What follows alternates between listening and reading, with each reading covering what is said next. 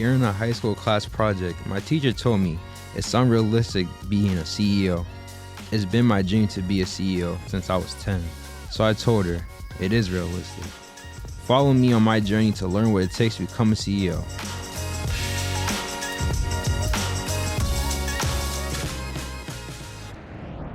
Hey guys, welcome to another episode of the Realistic CEO Podcast. Today I'm here with Dr. George Timmons. How are you doing today? I'm well, sir. How are you? Doing great. Good to meet you. Thank you for coming on today. Thank you for the invitation. So the first question I want to ask you is, can you tell us a little bit about what you do here at HCC? Sure. So I have the distinct pleasure of being the president of Holyoke Community College.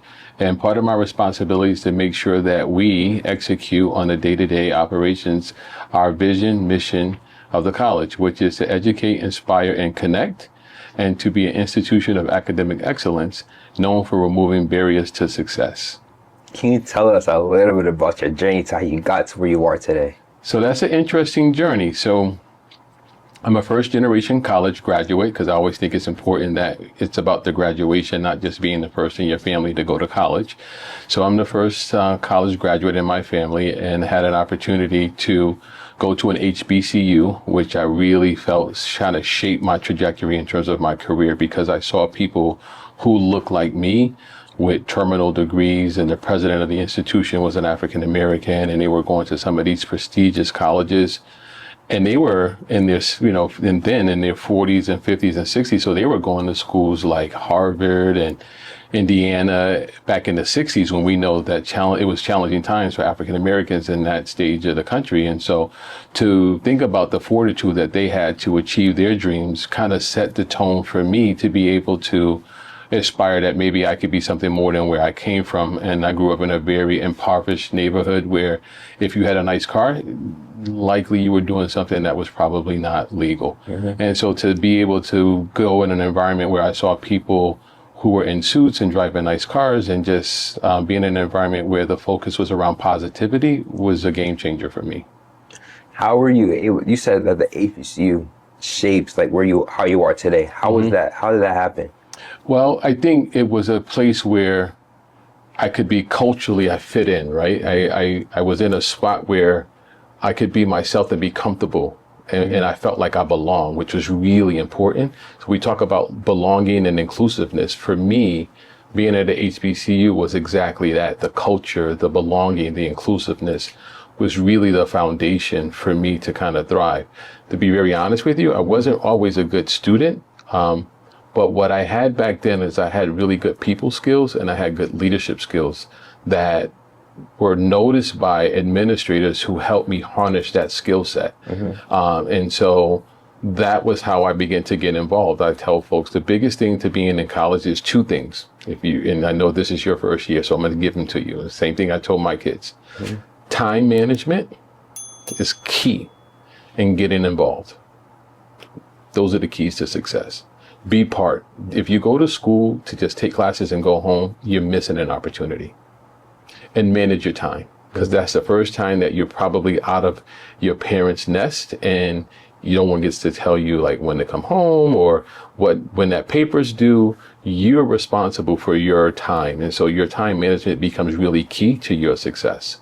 And you can do both: have fun and get the work done and have a great experience. I tell folks, even to this day, if you ask me what's the best period of my life, is my college experience, even to this day. Mm-hmm. I mean, outside of having kids and other things, but as an individual, I really enjoyed my college experience. I have some of my best friends that I keep in touch with today. 35 years later, we still keep in touch and we talk regularly. And that's really important. I was able to join a fraternity. And it was just a really good experience for me. So you said two things: time management and being just like getting involved in like the activities. Like, what are some ways that you would say like are important to get involved with like your college? I think find out what your interests are and then see if there's a club associated with that interest, right? Or an affinity group. Like here at HCC, we have an Alana program for men of color. We have El Centro program if you have come from a Hispanic serving background. And so we have the STAMP program, which is a student ambassadors program for a non-binary LGBTQ plus beyond So there's communities within communities. What is your community and what is it that you're interested in? Or if you think about what do you want to get interested in? Like when I was in college, I never thought about it, but believe it or not, I saw a couple of people playing table tennis one day and I was like, that's interesting. So what did I do? I joined the table tennis club and I actually got pretty good at it and I made a whole nother set of friends that I normally wouldn't have had. So that was really important to just get involved and feel part of the organization. So going based on you said you found someone interested, you networked and were able to find a whole nother set of friends that you didn't really think that you would find. So like, how important is it to network not only in life, but also in business as well? Network is absolutely key. A lot of opportunities come from people just knowing your story, knowing what your interests are. And I'm like, now that I've had an opportunity to meet you, if something comes across my desk or my table or someone says, hey, do you know something that might be interested in, like maybe a person who's aspiring to be a business leader, this, that, and the other. I'm like, I just had an interview with Mike Conley Jr.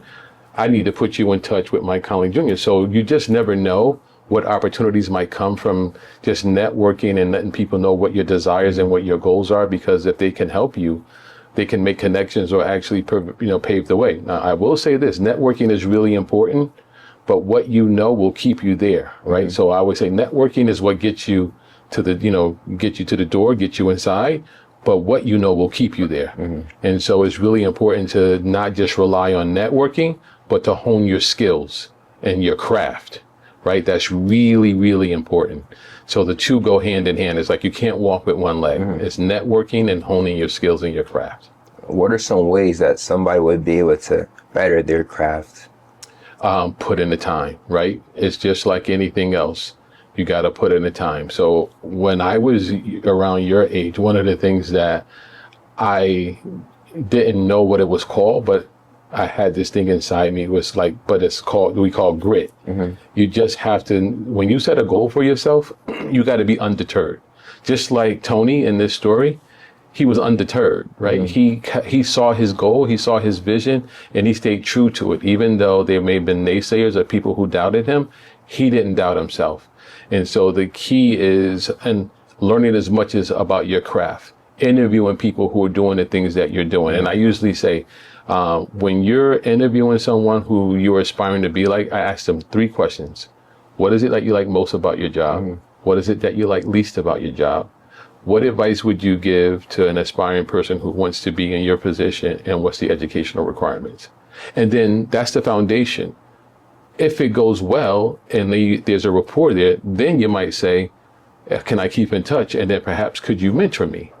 And then now you just, by opening up the door through a small interview like this, you've networked and you've gained insight about honing your craft. So now you take that knowledge and say, okay, what education do I need to have?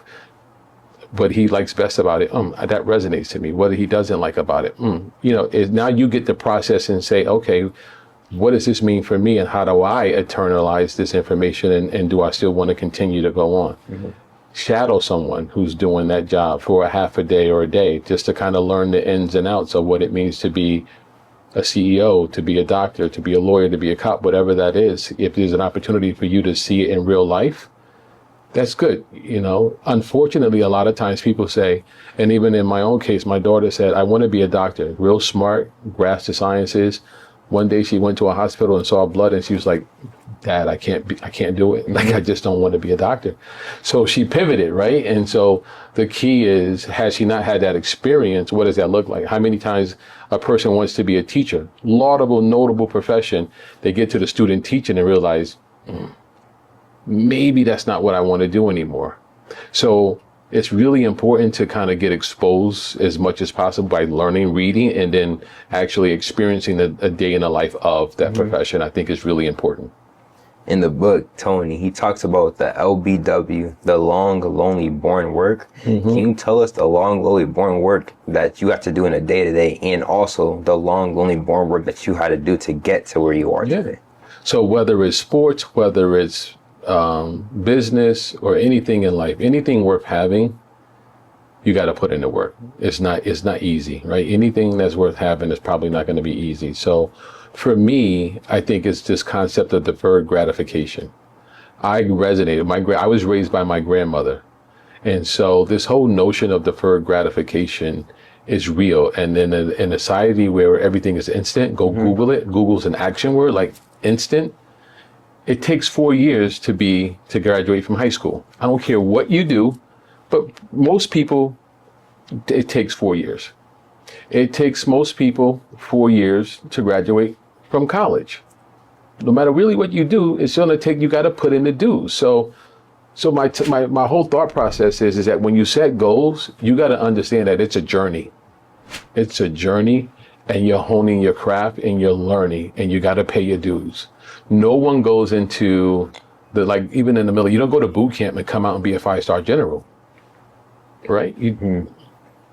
You have to pay your dues. So for me, and this is just me, my 20s was a grunt decade.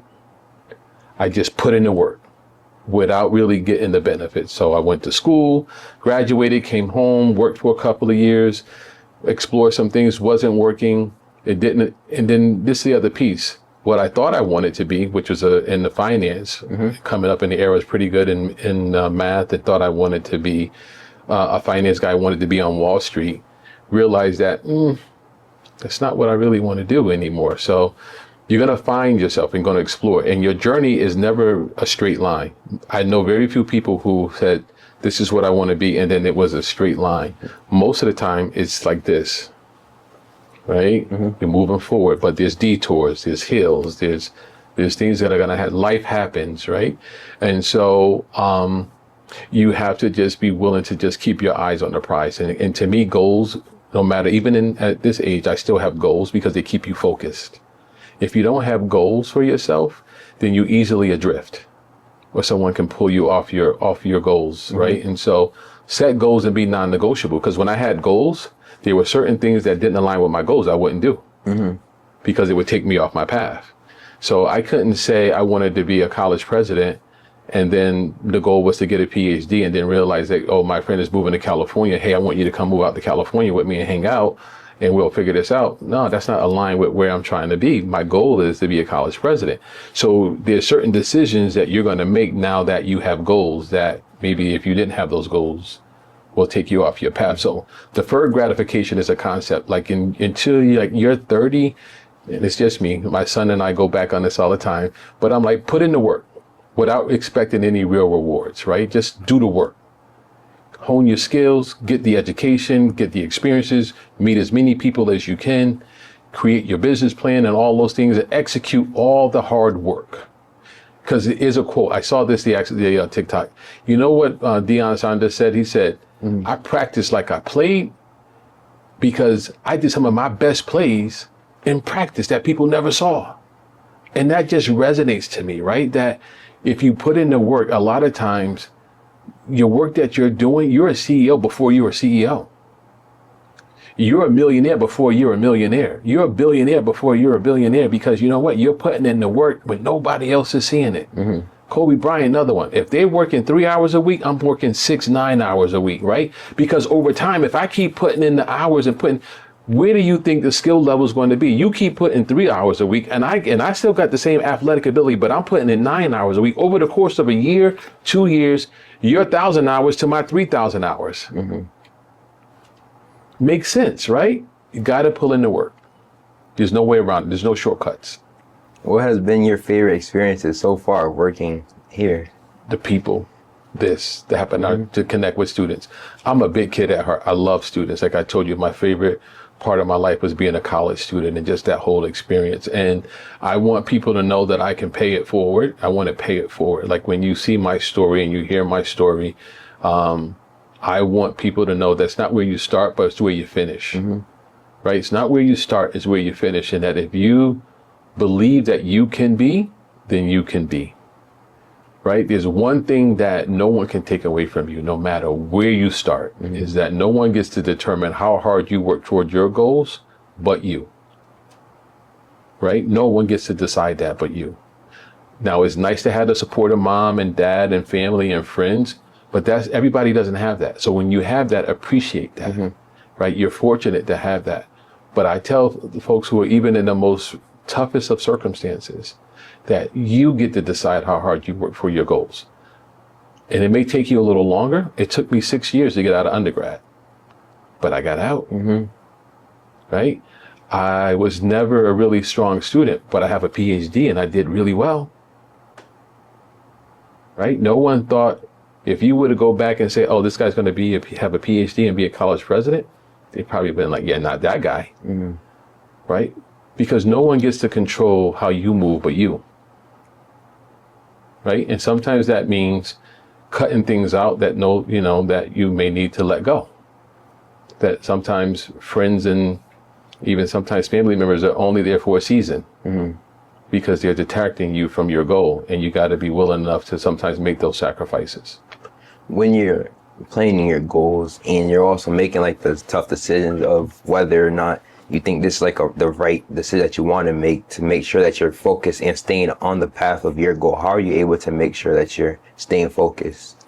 I think a lot, I'm grounded in my spiritual connection, and I believe in God, and I've asked for strength to get through those difficult periods and to help guide me and order my steps. I try to surround myself with positive and good people. A good friend of mine and my mentor to this day said, look at the 5 closest people to you and I can tell you who you are. If I know your 5 friends and I see how you move and I see that's who you are. So be careful who you surround yourself with, right? So even with me as a president, even before I became a president, 10 years ago, some of my best friends were already college presidents. I just became a president 18 months ago. My mentor had been a president for 20 years. My good friend of mine was a president for a decade before I became a president. So you surround yourself with the people that you want to be like, who iron sharpens iron, and we pushed each other, right? Whether it was education, whether it was professional development, whether it was vision setting, goal setting, you surround yourself with people who want to uplift you. And you want to uplift them. You want to, support each other toward positivity and your goals. So be mindful who you surround yourself with. What made you want to take this position as a college president? For me, this was my dream. So I'll say this, there's no perfect job, but there's a perfect job for you. This is my perfect job. This allows me to do something that I'm really passionate about, but it was really more of a calling for me. Like, I'm committed to students of color. I'm committed to helping those who come from circumstances like I came from. I'm committed to this region. I grew up not too far from here. I actually, my mom lived in Springfield for 25 years before she passed, and I actually grew up in Hartford, Connecticut. So I get to do something I really love to do in a region of the country and geographically and at an institution that really is a good fit for my skill sets. And so I get the best of both worlds. What is some advice that you would give to me as somebody that wants to be a future CEO? I would say the best advice I could give you is don't be undeterred. Be ready for the difficult times, because they're coming. There's going to be patches in your life, whether for the work or through family or other things, that there's going to be challenges along the way. Stay focused, stay grounded in your faith. And I would say surround yourself with people who are going to support you and uplift you. I think is really important. You said that there's going to be challenges that you have to face. How are you able to face the challenges that come in your life? Being calm, being level-headed. So I have a rule. I never make a decision on emotions. I think 9 times that you make a decision on emotions is probably not the best decision. So when you make any major decision, think about it before you make a final decision. Give yourself 24, 48 hours to really make sure that that's the right decision for you. I think to me, in terms of difficulty, I always try to end the storm, to stay humble, stay undeterred in terms of staying focused on why am I doing what I'm doing? What's your purpose? What is your purpose? And it helps you understand that when you're going through those difficult times, that this is your purpose. And so you have to do this work. But I would say prepare yourself to be the best at what you do so that you can try to make informed decisions. You're never going to have all of the information you need to make a decision sometimes. So you have to make informed decisions based on what you have, and always be guided by doing the right thing. So when you're making those difficult decisions, just do the right thing. Do the right thing. Don't be swayed by people who may have ulterior motives, who may try to get you to do things that may compromise who you are. Stay true to your values, stay true to your ethics, and do the right thing. And I think in the most difficult of decisions, you'll be okay. One thing you said is find your purpose. How are you able to find your purpose when you're going through like difficult times in your life? I think it was meant for me to show people that if you want to be successful in life, and you come from very humble beginnings, then I'm living testament to that, right? I was never a great athlete. I wasn't a super strong student. You know, by all accounts, I don't come from a wealthy family. To be honest with you, I come from a family where there was drug abuse and domestic violence and things of that nature. That was kind of the norm. And so by all accounts, I shouldn't be where I am right now. And I just think that if people know my story and they can somehow relate to that, and I can somehow create some type of inspiration or hope that they too can achieve their goals, then I think job well done. And that's my purpose for being here, just that if I can do it, then they can do it. And I think that that's really important. Believe in yourself, surround yourself with good people, be prepared to do the work, and have a deferred gratification mindset. I think you'll be okay. As a leader, what are some important characteristics that you need to have to make sure that you're a good leader? Got to be grounded in your faith.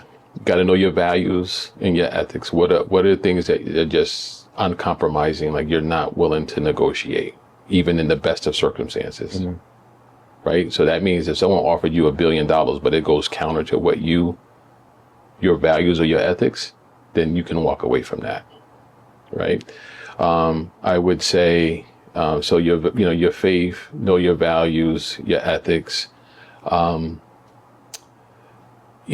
are kind of the things that really guide me in that space.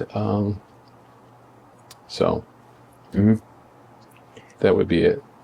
I want to talk a little bit about that. You said you walk away from $1 billion if it goes against your ethics. How are you able to make sure that you're staying true to yourself with the ethics, even though you might have like a very good opportunity, but it goes against what you believe?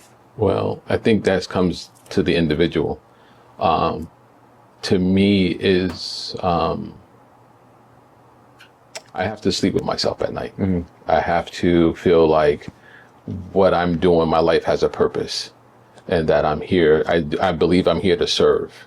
I'm here to serve, and I'm here to transform. So I want to transform for the better, and I'm here to serve. And whatever my talents are and how do I serve, that's what I want to do. And I just think that that's important. So you got to know who you are. And if you know your purpose, it's really a good beacon for how you need to move day to day. Like my day-to-day operations is grounded in my purpose, my ethics, and my faith. And that's where I stay. And that's my lane.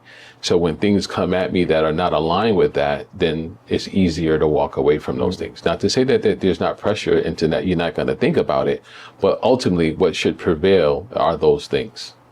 When you're building a team around you, what are some things that you're looking at to make sure that they're a right fit for you? So first of all, believe it or not, when I hire someone, the first thing I look for, are they kind?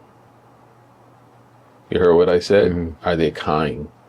I think that it's really important that as a leader and as people that treat people how you want to be treated. I think is really important. And particularly in a society where things are so divisive, that's really a non-negotiable for me. So be a good human being first, then I look at competency. Are you competent in your craft and in your job to be able to do the job? Can you work well in teams? And can you work well individually? Are you loyal, not to a fault, but can I trust you? Right? So I look for people who, to be honest with you, I look for people who possess our values that we try to have here at HCC: innovation, collaboration, inclusiveness, kindness, and trust. Those are characteristics that I look for in anybody that I hire as part of my team. when you're going through and making tough decisions on whether it's either you're firing somebody, you got a raise, or you have to have a conversation with them to step up on their work, how are you able to go along with those conversations? So I think, to me, a good leader, if you're a good leader and there's a thriving organization, then you may not even know who that leader is. So I praise in public and I correct in private. And I think that one of the things that as a leader, you have to be honest in that if your team trusts you or your C-suite trusts you, that you know that you have their best interest at heart, we can have those difficult conversations. And so my thing is, if I see a gap, then my job is to come to you. And again, I treat people, again, with dignity and with humanity. So even if I had to let someone go, there's a way to do that, they can maintain their respect, and you do all that you can to make them whole. But also, if there's an opportunity to fill in the gap, then my job is to try to work with them to fill that gap by providing professional development or the tools or the resources to hone that skill so that they can be better at it. No one comes to the table with a full suite of skills, myself, you, anyone. The thing is that how do you continue to work on your strengths and work on your weaknesses or your opportunities so that they become, with your at least at the very least, satisfactory, if not above average, right? And so you're on a journey to be better tomorrow than you were today, to be better next year than you were this year. That's the goal.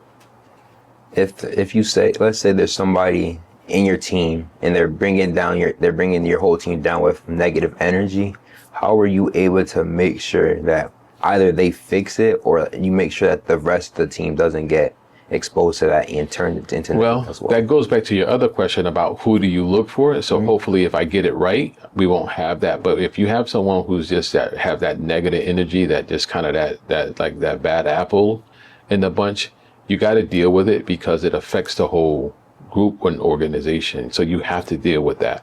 So there's a number of things depending on how severe and what that situation is one, you try, if they're unhappy, again, I always say no one puts a gun to your head and make you get up and go to work. If you're not happy, then find out where you need to be happy. Let me have that honest conversation with me. I'll help you find another job. If this is not where you want to be, then I'll try to help you find another job that's a better fit with you. Let's try to leave on good terms, right? And so I think that that's really important. And then if it's dependent on the severity, sometimes you got to, as a leader, you got to make difficult decisions. You got to know when to let people go. And if that's, but again, that's hopefully a last resort. I always come with, try to look at it as a teachable moment, an opportunity to improve or to address the issue, see if we can resolve it. But if not, then help someone move on, because if they're not a good fit, then you don't want them there. And if it's really bad, then sometimes as a leader, you got to make a difficult decision and you got to cut your losses. As a leader, how are you able to make the environment of the people around you feel comfortable enough to come up to you when they have a problem, or also when they see a problem and they're trying to help you fix it? Just be yourself. I think one of the things that I try to do is that as a president, I'm not above approach. I walk around campus. I like to meet people and introduce myself to people. I try to be accessible to people by allowing them to have access to me. And so I think it's really important that you be in and about and around the community and on campus and in the community, so people see you as approachable. And I try to have a personality that's such that people say, he's a decent guy. I can ask, hey, can I have a meeting with you, or can I have a conversation with you? Allow yourself to be approachable so that people can share things. Because as a leader, a lot of times I learn more about walking the campus than I do sometimes in a cabinet meeting, just because people want to have a conversation with you. You see things or you hear things. And I think this is really important to stay humble, that even though I'm a president, I go and hang out with students. I eat in the cafeteria. I go to student meetings. People got to see you in an element where they feel like you are approachable and that they can come talk to you. When you're going and you're walking around the campus, making sure that you're approachable, how does that make the people that are interacting with you feel? I hope that makes them feel good. Like, my whole thing is I try to model the type of leadership that I want others on my team to have. So I try to lead by example. And so my hope is that they see me and they say, wow, that not only is he a good person, he's competent, and he's approachable, I think are the things that I hope people walk away with when they interact with me and say that, the college is in good hands. There's good leadership at the helm. He's approachable. He's willing to hear. And I think what a good leader has to do is that even if this is something that you don't want to hear, that you got to give people a voice to be able to be heard. And sometimes you got to, as a leader, know that even if it's not something that is what you initially thought, you got to be willing to receive the data. And if it makes sense, you got to know when to say, you know what, maybe I make a mistake, or maybe I've been swayed by the information, that to pivot and that this is the best way to go. Never be so grounded that your way is the only way. Mm-hmm. Like there's many ways to get from here to Springfield. It's not just one way. So be open to just hearing other perspectives of things that maybe not align with what you initially thought, and genuinely give it due process in terms of, is it a viable option, and is it a better way, or equally better way, or equal to the way that you want to do something, but it gets more traction by doing B than A, then go B. Mm-hmm. Because at the end you get the outcome, right? And you're creating more of a buy-in by doing B, route B, then to me that's a win-win, mm-hmm. right? And as a leader, you got to be humble enough to say, hey, what's the greater good? Is it my way? Because I'm the president and it has to be my way? Or, you know what, so-and-so introduced option B and it's going to still get me there and it's going to create better buy-in. It's a no-brainer. You know what, we go with option B. That shows your humility as a president. People believe in you, so that when you do pull that card where you need to hold your ground, they're okay with that. How are you, so you just talked about making sure that the people around you feel heard, because if you are only making decisions and you're, every time you come up with the meetings, you're the only one that's allowed to speak, and you talked about humility. So being able to be humble as a leader, how does that affect the people around you? Well, I hope that it makes them feel good. I hope that being humbled and that sense of, providing what I would call just kind of, just humble, mm-hmm. blue collar leadership is just that they see that I'm really no different than them, right? I think that it's really important that people see you as human beings first. Like if Michael Jordan was to walk in this room right now, as great as he is, he's a human being first to me. I'm not starstruck by that. Like I've never really been starstruck on people. I've met some pretty famous people in the restaurant and didn't even go up to them because they need their space. Like at the end of the day, it's just about treating people like a human being first, right? And so for me, I just think that as president, what I try to do is say that whatever you see me as, I'm not a president. I'm a president, but first, before that, I'm a husband, I'm a father, I love dogs, I love my sports. Like I'm just like everybody else. Mm-hmm. I got friends, right? Just like everybody else. And so, and I happen to be a president and I happen to love what I do, and that's important, but that don't necessarily define me in terms of like, that's my sole purpose, is that to be a president, right? I'm not caught up on that. Mm-hmm. That honestly, if you wouldn't know me outside of higher ed, you probably wouldn't know I was a president, and you probably wouldn't know I had a doctorate. I've worked with people on boards that I've been on volunteers in the community before I came here. And literally, like I was on the board for 5 years before the guy knew I was a president. He called me one day and he's like, you never said you were a president. You never told. I was like, or you had a doctorate. And I'm like, well, it didn't really matter in that context. We were there to do the work and to serve the community. And so I think that's just a humble, like just kind of know that you're more than just your job, that there's so much more to you as a person, right? And you have to figure out what that is. Now, in the space of higher ed, if you're going to call so-and-so doctor, so-and-so, then you call me doctor or president so-and-so, right? But it's not who I am in terms of defining me. Like, you've got to do that. Like, mm-hmm. if we're all on the first name basis, then we're all on the first name basis. I'm good with that too, but it's consistent, right? Just no slight, mm-hmm. and we're good. So we talked about all the positive experience that you've had so far working here. What has been like the boring work or like the negatives that you had so far working here? Well, if you're going to be a CEO, there's no 9 to 5, mm-hmm. right? There's no 9 to 5. I was up this morning at 5, checking emails by 5:30, right? And my day won't end until probably 8:30, 9 o'clock tonight by the time I go to events and do work. And by the time I finish everything I need to do, I'll probably won't get home until 8:30. So if you're not committed to long days and putting in the work and doing that kind of thing, then probably being a leader, being a CEO is not for you. It's not punching the clock. It's 24/7. And you gotta be ready for that. Like, so I work on weekends. Now you gotta have work-life balance, but the reality is that the work has to get done. So sometimes I get up early in the morning before my family get up on the weekends, and I'll bang out 2 hours and start my day and do other things. Sometimes at night, before I go to bed, when everybody's asleep, I'll knock out another 2 hours. You just got to do what you have to do.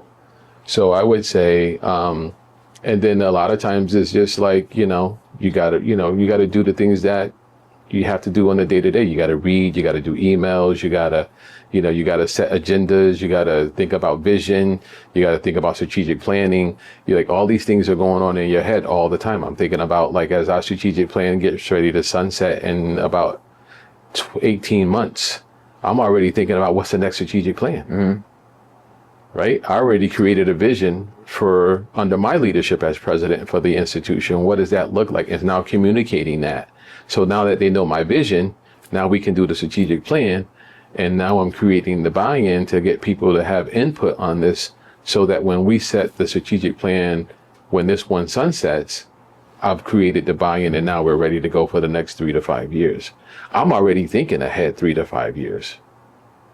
So as we have in this conversation right now, I'm thinking about what are the potential pitfalls, what's happening in the environment around me, the external landscape within higher education, the impact of mass educate with now free community college. Now, how do I navigate that? What does that mean for my institution? Right? It's great. Access, right? Accessibility. Everyone has an opportunity to go to college. I removed the cost barrier, they removed the cost barrier, but now I got to think about scalability, right? So if I got, 100 students who are parent students and they need childcare, can I accommodate that? If I got another 150 men of color on campus who want to be part of Alana, do I have the staff to support that, to give them that same experience? I have a disabilities office, it's a deaf and disability services office. If another 150 people came and said, I need support, can I give that to them? So that's where I have to make sure that as a leader, we're doing all that we can to provide that student experience, to remove those barriers to success. I'm constantly looking at what are those barriers and how do I remove those barriers, me and my team remove those barriers. So you talked about work-life balance and how it's not a 9 to 5 and you gotta work 24/7, and sometimes you gotta work the extra couple hours to make sure that you're able to spend time with your family. During those couple hours, how are you able to stay focused knowing that you already worked a long day? You just got put in a couple of extra hours. Well, for me, I love what I do, right? So for me, work is fun. It's my purpose. So I enjoy what I do. And I think that's really important, that you enjoy what you do. And so it's easy for me to stay focused on things that I like to do and the things that I love to do. The thing that the key is that, really doing things about aspects of the job that I may not like, I got to do it like I love it. Because I'll procrastinate. So the things that you don't really like to do it first. Do it like you love it, right? That's a Mike Tyson quote. He was like, he was in an interview one time. He's like, why are you so relentless? Like, when he's like, because I do the things like I don't like to do. You think I want to get up and be in the gym at 5 o'clock in the morning and then be back at the gym at 10 or noon? And then he says, I do those things like I love it because I really don't like it. But that's how you get better, right? So I would say the things that you don't like about being a CEO or your job, do those things first. And do it like you love it, because you're learning the skill and you're getting it out of the way, and then you're doing the things that you want to do. Now, I will tell you that, having a family and being a father is really important, because you can't be so enthralled in your work that you don't have that balance. And so carve out family time, do the vacations. I was a volunteer coach for all of my kids. I was very active and as a parent teacher, like the school knew me by name. I was the one who go to the parent-teacher conferences when they were in elementary school through high school. Stay engaged, be involved. I try to do things like with my kids individually and together. Like me and my son, we have a passion for Indian food, so we go out to dinner sometimes when he comes home from college. Me and my youngest daughter, she likes movies. We watch movies together. You just spend time with them, and we all love basketball, so we'll like go to a professional or college game as a family. I think those are things that are equally important, that help ground you and balance you. So for the final question I want to ask you is, what's one fun fact about yourself? One fun fact about myself. I've been to Africa twice. I've been to South Africa and Cape Town. And then as part of my grad student, and when I was getting my PhD, I had an opportunity to go to Cotonou and stay there for like 4 months, 3-4 months, and be able to really kind of get embedded in the culture to learn about higher ed and some of those other countries. And while there, went to Ghana and spent some time at the University of Ghana in Accra, and it was just eye-opening experience, and just being part of that seeing the middle passage and seeing where they were just where we come from as African Americans, as how I identify, was really powerful for me. What are the similarities and differences between the culture in America and Africa? I think that there's a lot of misconceptions about Africa. If you've ever been to Accra, it's a major city. I mean, it has all of the things that you would see here in Springfield. And so, and in Holyoke, it's very modern. It has, when I was there, we went to like a Jazz on the Green, and it was a beautiful park and setting, and they have all the things that you would be used to, but also there is the cultural piece, right? And so sometimes I think that there's a misconception about Africa in terms of it's like a third world kind of continent. And even people refer to Africa as it's a continent, but there's so many countries within that continent that I think people lose sight of. But it's a beautiful place. It's a beautiful opportunity to just go. And if you're from an African-American heritage, that if you ever have an opportunity to get to the continent of Africa, I think is really important. Thank you for coming on today. I appreciate it. Thank you. Appreciate it. Thank you. Thank you guys for watching this episode of the Realistic CEO podcast. See you guys in the next one. Peace.